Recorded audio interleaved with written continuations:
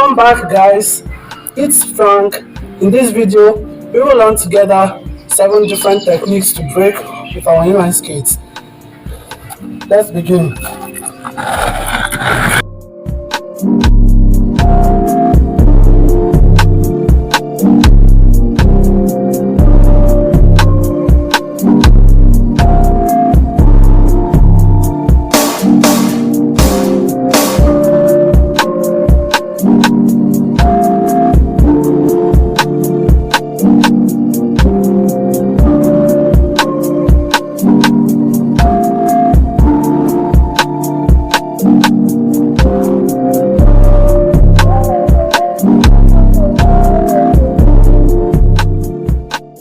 Okay, in this video, we will take a glance on different ways of braking on inline skates. For example, we have the T-stop, the plow stop, the spread eagle spin out, and much more. In the previous video, we already learned different braking techniques and some other basics of inline skating. Feel free to check out my channel for much more. Alright, the first braking technique I'll show you is the heel braking. In order to use this technique, we need a brake block at the back of one of our skates. Using this technique, the brake block is pressed on the ground, which applies friction between it and the ground. This technique can't be used by aggressive inline skaters, and because of that, we also have to learn other braking techniques.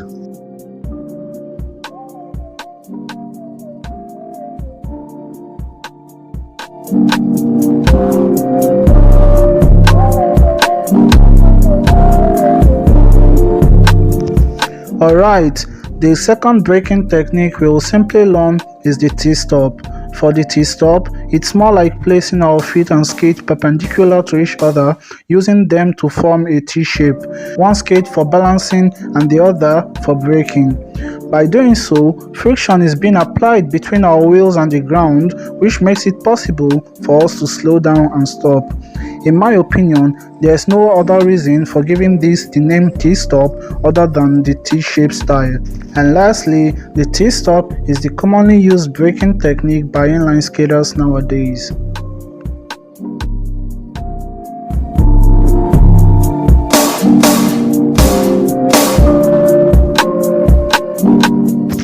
For the plow stop, we brake using our feet, wheels and the ground.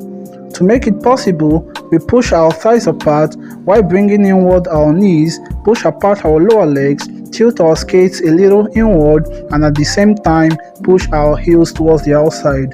This technique requires a lot of power and strength to use. From my skate class, my master said to me, try imagining being caged between two walls and can only use my legs and feet to free myself. Try to imagine the movement of my legs and feet. Of course, this technique is quite difficult to explain, and because of that, just watch my movement in the video.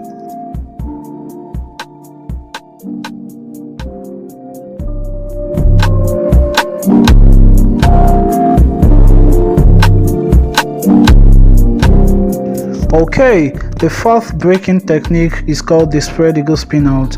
The spread eagle spin out is a technique by which we change our forward movement to rotation in order to slow down or to come to a complete stop while skating. To use this technique, we have to be one with our skates. I already published a tutorial where I showed you the easy steps to follow to learn this technique.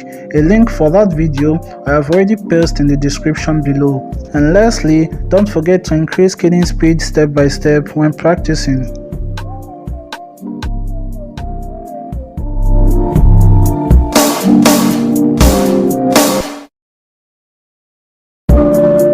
The jump stop is a technique by which while skating, we jump in an angle of about 90 degrees to come to a complete stop.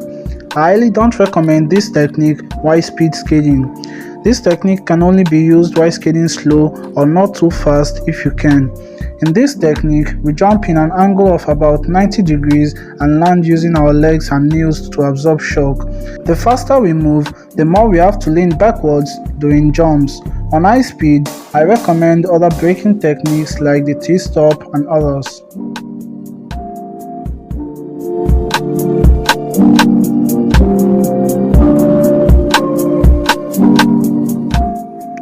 The wall stop is a technique by which we skate against the wall to come to a complete stop. This technique is an uncommon way of braking. This technique is not used mostly unless there is a need for it or only when there is a wall to use. This technique is only used while skating slow and not while skating fast. Using this technique, as we skate against the wall, we lean backwards using our legs and feet to absorb shock so as to not fall and stumble onto the wall. And the faster we are, the more we have to lean backwards while approaching the wall.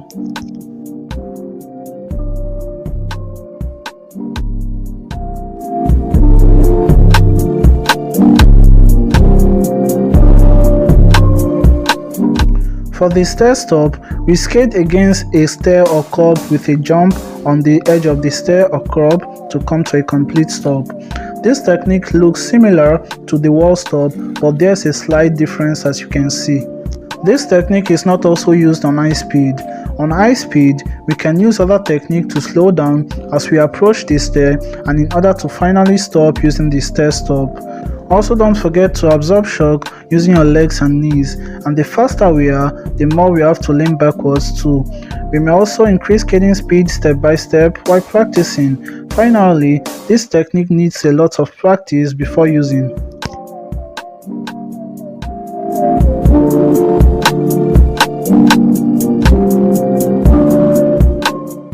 Well, before going outside there for skating, be sure you already mastered one or more of these braking techniques. Okay, these are all for today. Which braking technique do you prefer using? Just let me know in the comment below. Also, don't forget to thumbs up, share my videos should you liked it. Feel free to subscribe if you won't want to miss any upcoming videos. Leave me your thoughts and let me know what's best for you. Thanks for watching, and I hope you'll meet again in the next videos.